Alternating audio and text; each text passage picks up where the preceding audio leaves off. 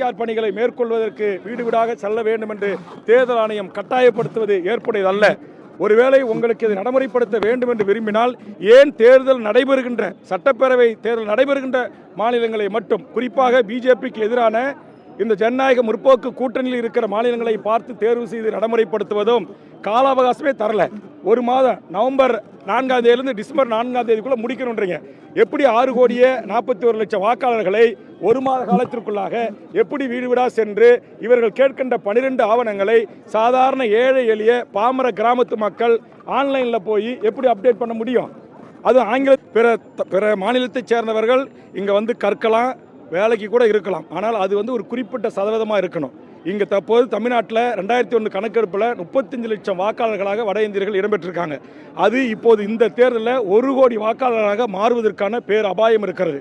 இதை தென்னக ரயில்வே துறை சராசரி ஒரு மாதத்திற்கு பல லட்சம் வட இந்தியர்கள் வந்து இங்கே இறங்குறாங்க. ஆனால் அவர்கள் இங்கேயே தங்குறாங்க. அவர்களுக்கு குடும்ப அட்டை, அவர்களுக்கான ரேஷன் அட்டை என்று சொல்லக்கூடிய குடும்ப அட்டை, அவர்களுக்கான ஆதார் அட்டை, அவர்களுக்கான வாக்காளர் அடையாள அட்டை, இருப்பிட சான்றிதழ், இந்த வசதிகளை செய்து கொடுப்பதற்காக இங்கு ஒரிசா பவன் சென்னையில் இயங்குகிறது, அஸ்ஸாம் பவன் இயங்குகிறது. தற்போது பீகார் பவன் இயங்குவதற்கு தமிழ்நாட்டு அதிகாரிகளோட பேச்சுவார்த்தை நடந்திருப்பதாக செய்தி வருகிறது. ஆக இது எல்லாம் எதற்கு? இப்போ எங்கேயாச்சும் பீகார்லையோ ராஜஸ்தான்லையோ உத்தரப்பிரதேசிலோ மத்திய பிரதேச குஜராத்தில் தமிழ்நாடு பவன் இருக்கா? நம்ம தமிழர்களும் உலகம் முழுக்க வாழ்கிறாங்க, நான் மறுக்கலை. ஆனால் அங்கெல்லாம் சிறுபான்மையாக வாழ்கிறாங்க. ஆனால் இங்கே திட்டமிட்டு இறக்குமதி செய்யப்பட்டு ஒரு வட மாநிலத்துக்கு வர்றாருன்னா ஒரு ஒப்பந்த பணியை முடிச்சுட்டு அவர் திரும்ப தன்னுடைய தாய் மண்ணுக்கு போகிறத உறுதி செய்யணும். அதுதான் ஸ்டேட் என்ட்ரி லைன் பர்மிட் முறை. மேகாலயாவில் இருக்குது, அஸ்ஸாமில் இருக்குது, வடகிழக்கு மாநிலத்தில் இருக்குது. அந்த முறை இங்கே இல்லை.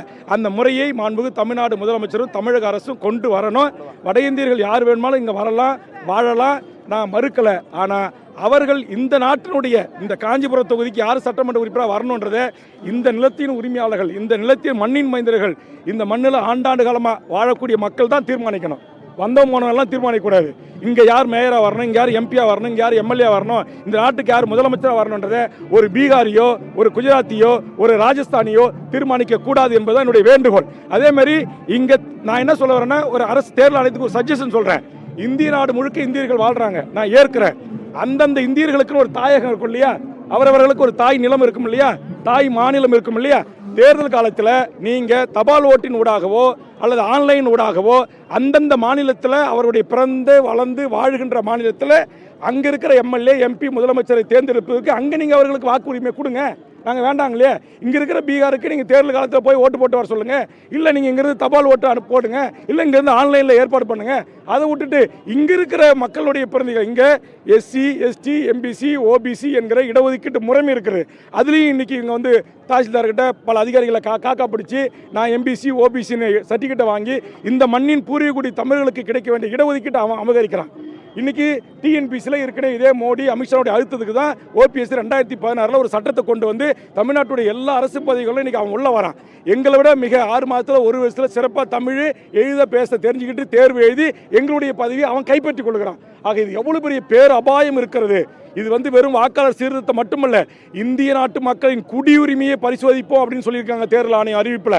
ஆக நாளைக்கு வேல்முருகன் அவங்க ஆய்வுக்கு வரும்போது இங்கே இல்லை அப்படின்னு சொன்னால் அவங்க கேட்குற படிவத்தை நான் நிரப்பி தரலைன்னா ஒரு மக்களால் தேர்ந்தெடுக்கப்பட்ட சட்டமன்ற உறுப்பினராகிய நானே இந்த நாட்டின் குடியுரிமை அற்றவன் என்று அறிவிக்கக்கூடிய பேர் அபாயம் இருக்கிறது. ஆக இதை உணர்ந்துதான் பழைய தேர்தல் ஆணையம் கொண்டு வந்த நடைமுறையே இருக்கட்டும், இந்த புதிய நடைமுறை வேண்டாம் என்று நாங்கள் கோருகிறோம். இதில் மிகப்பெரிய இனம், மொழி, பண்பாடு, கலை, கலாச்சாரம், நாகரிகம், தொன்மை எல்லாம் சீரழிஞ்சு கொண்டிருக்கு இந்த வடவர்களுடைய திட்டமிட்ட வரவுகளால், எண்ணிக்கையால்.